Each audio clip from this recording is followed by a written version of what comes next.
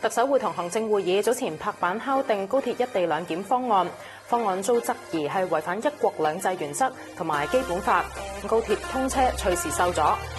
正反論壇今集係邀請咗立法會議員林卓廷，早晨，同埋立法會議員陳恒鑌一齊傾下㗎。早晨，大家好。嗱咁阿挺啊，其實咧一地兩檢方案有啲講法話覺得係割地賣港，係咪割地賣港啊？你覺得？嗱我哋睇翻基本法嘅規定咧，其實內地嘅法律係唔可以喺香港境內實施嘅，呢個係有明文規定，就唔係話香港政府同內地政府大家一個同意或者人大常委一個決定就可以推翻基本法嘅決定啊嘛。呢個係開咗一個好壞嘅先例啦。咁我哋琴日或者前日咧聽到政府嘅説法就話，只要咧大家視一個地方就唔係香港嘅土地，唔係香港境內，就冇問題㗎啦。如果今日可以視呢個西九站唔係香港境內，他日可以視好多地方唔係香港境內嘅喎，咁嗰個基本法對香港人嘅保障嘅範圍咪不斷收窄？基本法會唔會淪為一張廢紙咧？其實係咪即係你會唔會覺得，如果人大去作呢個決定，係等於改變咗基本法嘅一啲內容？事實上根本係完全摧毀咗基本法對香港嘅基本保障嘅。大家知道，我哋香港嘅法制法治嘅觀念同內地咧係截然不同嘅，而香港市民普遍嚟講對內地嘅法制咧係欠缺信心嘅。我哋亦都見到啦，過往一啲跨境執法嘅例子，譬如林榮基李波等等嘅事件，咁呢啲都係令到香港市民好擔心。如果內地嘅人員嚟到香港境內執法咧，係完全破壞咗基本法對香港人嘅保障咯。係咪破壞咗基本法對香港人嘅保障？首先一樣嘢咧，基本法咧就冇話唔可以喺香港裏面係設立一個口岸嘅。第一，第二咧就係頭先阿林卓廷話，咁樣你咪令到香港嘅範圍少咗一部分。其實基本法裏面咧亦都冇寫明，就係話香港可以多咗邊一部分。譬如話深圳灣口岸咁樣，呢個口岸都係因為中央政府授權俾香港喺香港境外喺深圳嘅範圍裏面設立一個深圳灣口岸。咁呢一個咧係多咗個地方嚟做口岸嘅。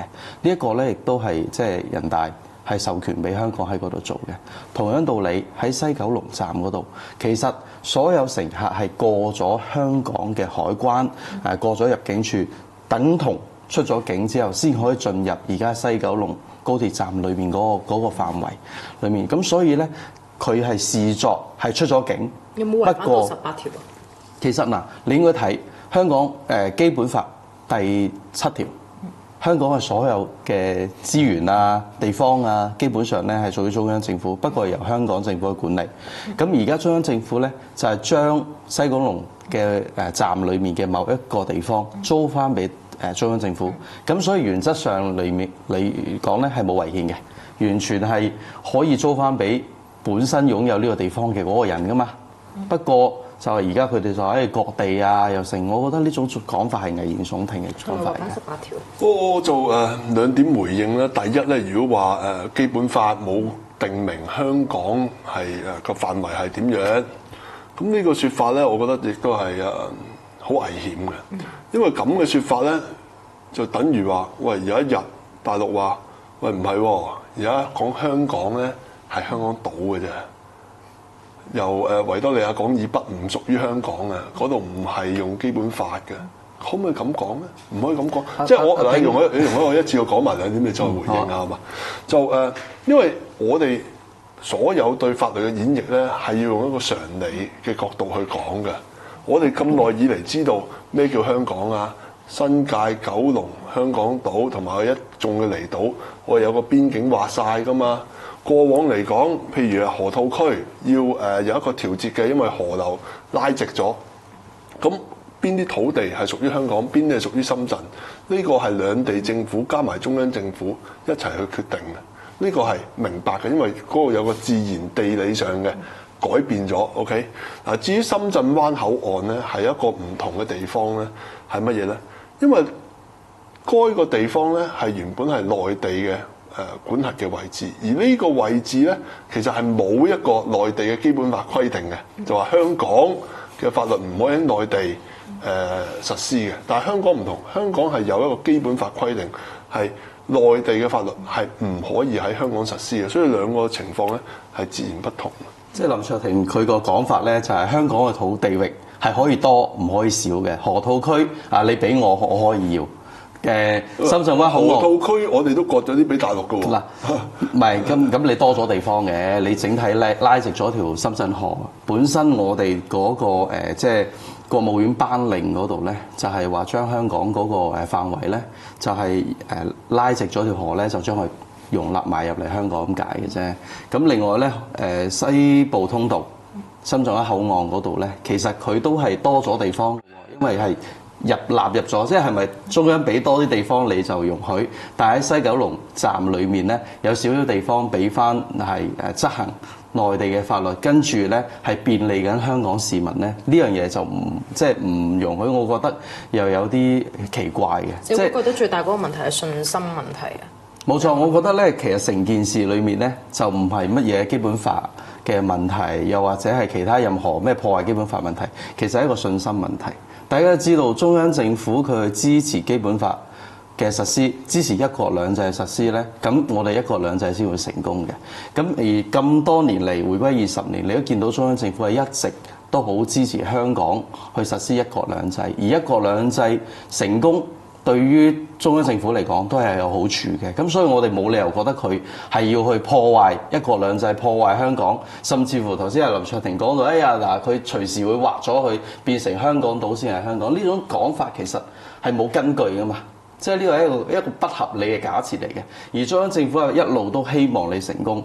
咁所以佢有好多嘢去支持，甚至乎成個高鐵嚟到香港都係香港用我哋本身嘅高度自治係向中央政府要求噶嘛，我哋係要求佢幫我哋將個高鐵伸延嚟到西九龍，甚至乎幫我哋喺嗰度做一地兩檢，就唔係中央政府主動要嚟做嘅，係香港政府要求嚟做噶嘛。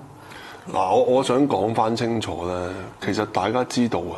我哋香港人係好擔心內地嘅執法人員咧嚟到香港執法，因為大家嘅執法標準係完全唔同嘅。而現在所講嘅，講個最簡單例子啦，譬如係講個車廂裏邊嗱，正如陳恒鑌議員講啦，過咗呢個內地嘅口岸就係內地嘅管轄範圍啦，佢有刑事嘅執法權啦。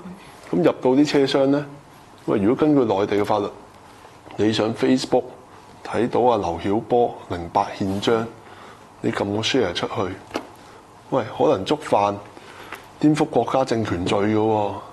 大家知道內地咧對有時啦對啲 Gmail 啊、WhatsApp 啊、Facebook 啊等等嘅社交平台或者軟件或者係網站嗰個管控係好嚴格嘅喎。咁好多市民會唔會因為咁誤墮法網咧？另一方面，會唔會其實而家咧就話個車廂咧就係內地管，路軌咧就香港管？究竟佢點樣做咧？定係喺車廂裏邊咧做啲即係信號嘅干擾，就令到咧附近會都受到影響嘅？定係點樣咧？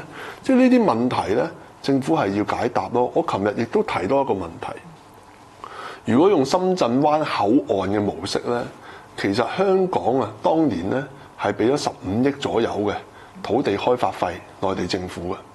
但係我琴日喺度問政府，喂，你會唔會收翻呢啲錢啊？我唔係話你收呢啲錢咧，向內地收翻啲錢咧，我哋就贊成呢個方案。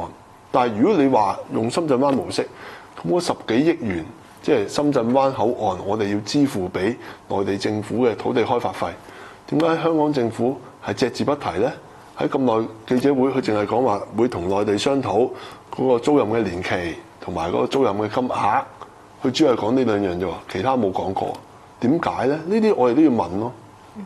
你覺得嗰個司法問題方面咧，即係譬如話即係到底係咪會唔會話，譬如一啲信號會唔會受到影響啊？或者喺車廂入邊咧去行內地嘅法例咧，覺得係咪會唔會出現問題？嗱，呢一個問題咧就牽涉到頭先林卓廷所講嘅咧，香港市民咧佢好擔心有啲內地人員嚟港執法嗰個問題，但係大家要知道，成個口岸區嘅內地範圍係用全封閉嘅模式嘅，即係話入得到呢個範圍嘅乘客咧或者市民咧，第一佢係出晒香港境，而清晰地知道自己係進入內地口岸區嘅。咁佢哋咧喺呢個封閉區裏面咧，佢哋係除咗出咗香港境外嘅一啲乘客咧，佢係唔會接觸到普通香港人嘅。第一，第二，佢哋喺內地搭車嚟到香港所接觸到嘅人咧，佢係未進入香港嘅口岸區嘅嗰啲乘客，即係等同喺內地口岸區。其實成個安排咧就同羅湖站基本冇分別嘅，因為你係喺香港，你未入內地嘅關口嗰度，你係接觸唔到佢哋噶嘛。你係過咗香港境，過埋羅湖橋嗰條線，跟住你先見到內地嗰啲執法人員。同樣喺西九龍站下低係一模一樣嘅。呢班人亦都係佢每日唔可以喺香港度即係過夜嘅，佢要翻去嘅。咁所以你話誒佢好似李波啊乜嘢事件啊嗰啲咁，佢唔可以隨處走，亦都冇可能係咩跨境執法啊、入境拉人啊咁，呢種係危言聳聽嘅講法嚟嘅。我相信林卓廷你明白。我明白係咩咧？我明白就係、雖然民建聯係多番強調內地咧係會遵守法規啊等等，咁基本法都列明啦，就係、內地人員係唔可以自己嚟香港啊執行佢啲公務啊等等咁噶嘛，亦都內地嘅法律唔可以喺香港實施噶嘛。咁點解嗰啲強力部門可以嚟到香港，將香港人捉翻大陸？可以帶呢個同我哋呢個西九龍站有冇口岸區係冇分別嘅喎，冇關係啊！我想講個信心問題咧，呢個係部分嘅問題嘅。嗰個問題係咩咧？就係你過往白紙黑字喺基本法應承香港市民嘅嘢，你都可以公然去違背，夾阿林榮基翻嚟香港去搜證，呢啲係全部違反晒基本法嘅規定噶嘛。咁你而家話嗰個口岸區簽訂咩協議，話應承內地人員唔會離開嗰啲執法嘅範圍，諸如此類，咁有咩信心啊？基本法你都可以違背啦。會唔會拉布唔俾個方案過？嗱，我哋會喺呢個暑假期間不斷去將現在一地兩檢方案可能衍生嘅法律問題，或者係其他執行上邊嘅困難嘅問題，全部提出嚟。因為而家市民咧都仲係需要時間去消化，因為嗰個方案咧一般市民嘅理解都唔係咁容易嘅。我要俾佢哋多啲理解呢個問題嘅嚴重性。咁我哋民主派咧亦都會有即係聯合嘅行動去傾一傾，究竟嚟緊我哋嗰個公眾嘅讓佢參與個宣傳嗰個策略係點做？至於嚟緊喺立法會點樣嘅策略去抗爭等等，我哋要再傾一傾。即係會唔會原方案上嘅話，其實就一定會冇辦法俾佢通過？我哋民主黨係冇辦法支持呢個方案嘅，即係都會用任何方式去令到佢冇辦法通過。用咩方式我哋再商量一下。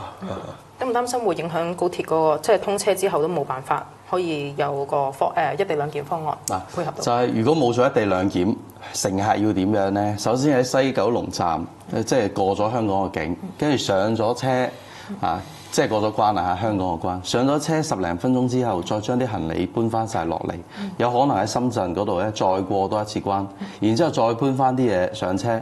嗱，呢一種做法咧係即係上上落落啦，好煩啦，好煩擾啦。咁但係咧最大問題係成條高鐵咧就發揮唔到佢應有嘅效用喺度嘅。本身如果係喺西九龍站，佢過咗香港嘅關，再喺嗰度處理埋內地嘅入境咧，跟住直接去到即係成個高鐵嘅所有站，佢都可以隨時落車。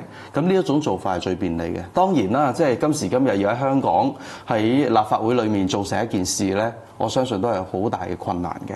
而成個嘅做法咧，就係香港今次同內地提出一個方案 OK。跟住咧就交俾人大，人大都 OK， 然之後再翻嚟香港喺立法會裏面立法。咁所以咧，立法會係有權去把關嘅，亦都我哋係繼續可以用基本法一國兩制去討論呢件事。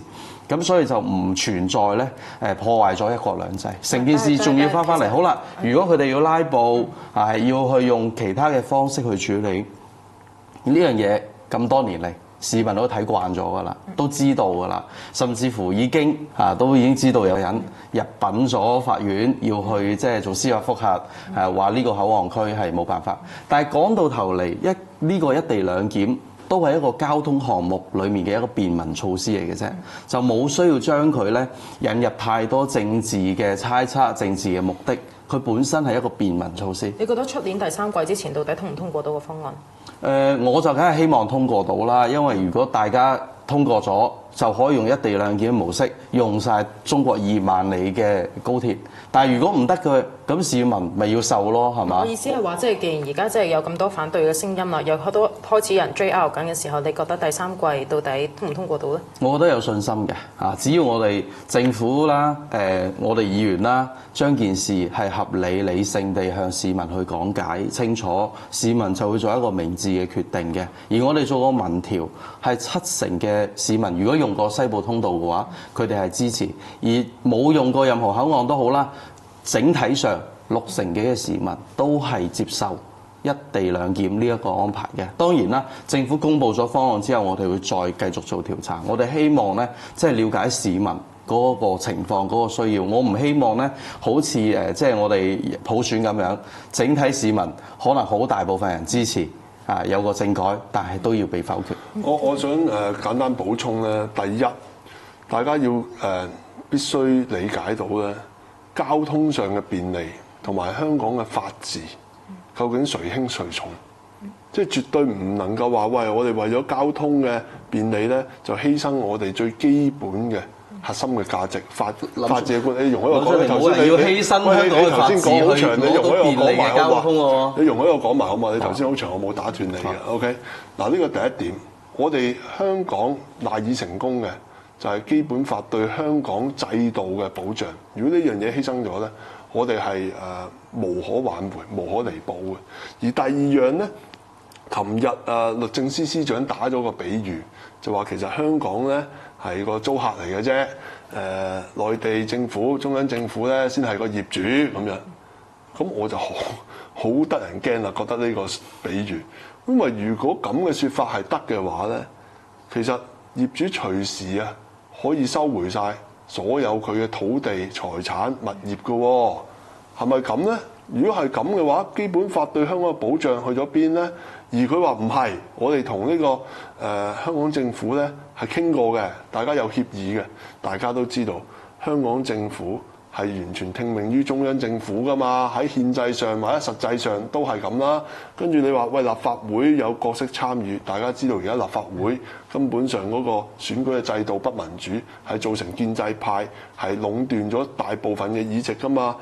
陳恒鑌議員頭先講話，喂，我哋唔好睇返好似以前普選嘅方案嘅時候過唔到，大家市民都知道個普選方案係假㗎嘛。假普選方案，香港市民點會接受得到呢？係咪唔接受得到？等於而家嗰個高鐵一地兩檢方案，一地兩檢嘅方案係對香港嘅法治、對香港嘅核心價值構成好大嘅威脅，所以呢一樣嘢我哋覺得絕對唔能夠妥協咯。咁一地兩檢呢個方案，佢哋都預示可能會反對。咁到期時市民咪冇咗一地兩檢會點啊？咁咪上車落車上車落車咯嚇。咁呢種做法，咁我覺得係遺憾嘅。咁你話係咪好大損失？梗係損失啦，係嘛？其實可唔可以？你又話有信心通過到嗱？咁如果係通過唔到啊，你知你哋啲方法好多噶嘛？係咪？可以解釋翻清楚，即係係咪認為嗰個國務院，只要國務院頒令嘅話咧，就可以即係唔會違反翻基本法？嗱，國務院嘅頒令。跟住仲要喺香港人大 OK， 仲要香港本地立法，所以咧呢個係3步走嘅方式嚟嘅。如果本地做唔到咧，都係做唔到嘅。咁所以呢個咁嘅方案咧，係要幾方面都同意嘅嘛。其實用咗好多時間去講翻話，覺得會違反基本法，因為如果咁樣嘅話咧，就可能會改變咗即係香港嗰個本身有嘅嗰個範圍啦。咁但係其實到底有冇違反到基本法咧？可唔可以解釋？我認為係冇嘅。嗱，因為第一呢個地方佢係租翻俾內地，喺呢一度已經係實施一個叫做已經出咗境嘅乘客佢嘅再次入境內地，其實內地咧，佢要有信心喺呢一度做呢個工作先得嘅喎。如果佢覺得喺佢境外做呢樣嘢，佢覺得唔舒服嘅，佢都冇辦法嘅喎。呢樣嘢咧就係香港嘅乘客已經係喺原則上或者喺意義上面，佢都係已經叫做出咗境。但係你話喺地域上面，當然佢嚟到即係西九龍區站裏面，咁喺呢個站裏面，佢實施一個全國性嘅法律，或者係叫做喺呢一度做邊檢嘅工作咧，呢一種咧就係需要透過頭先我哋所講嘅三步走嗰種方式。首先第一步要香港同內地大家 OK， 跟住國務院 OK。然之後，我哋用租借嘅方式俾佢，跟住本地立法，咁先係可以完成到成件事。而第17條基本法第17條咧講到就係香港本身個資源啦、土地啦等等都係屬於國家嘅。第7條。咁第7條係啦，第7條咁係屬於國家嘅。好啦，咁而家香港只係租翻俾個業主。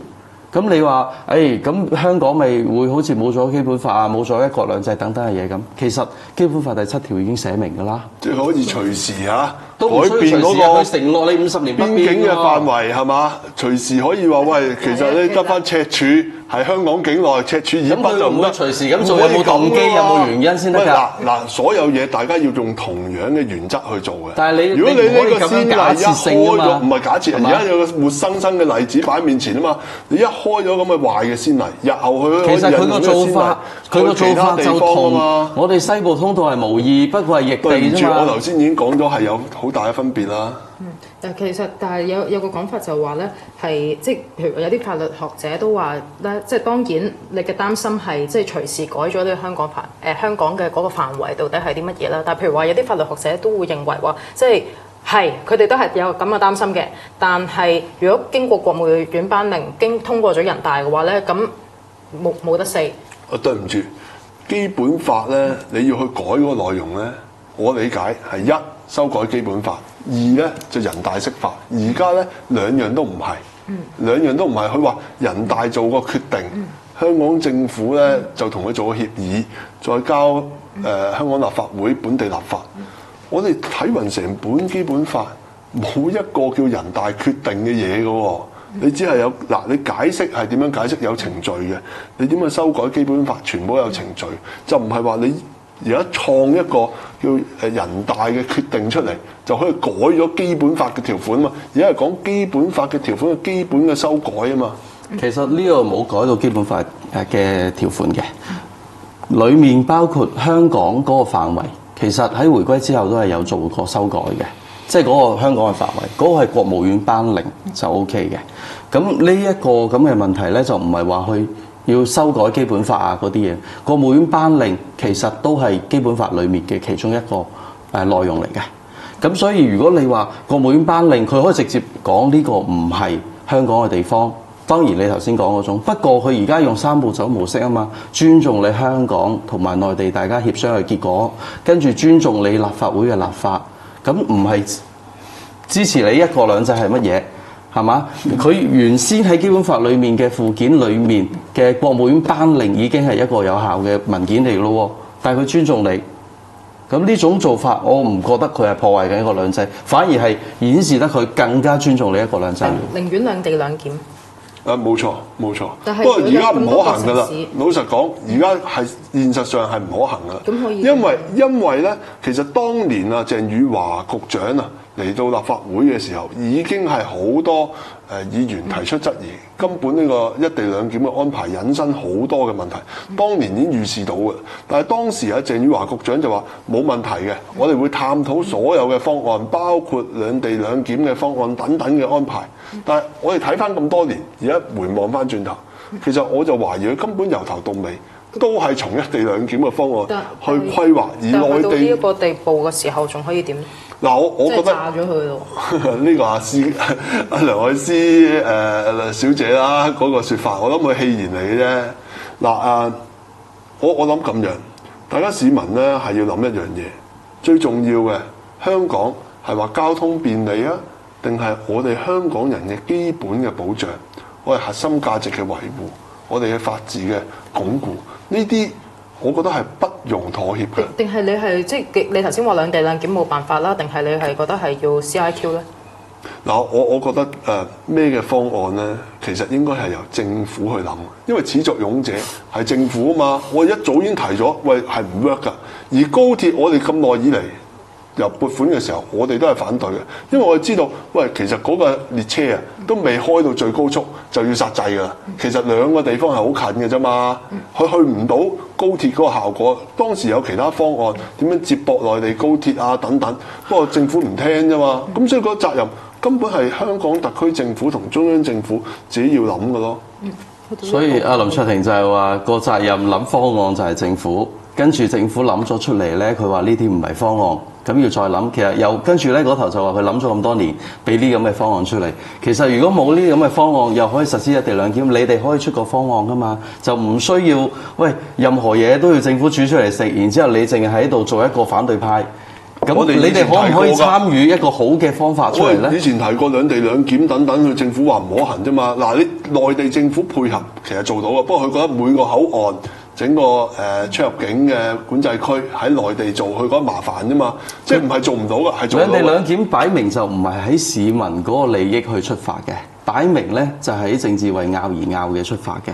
因為兩地兩檢係令到成條高鐵係自斷雙臂嘅，而家。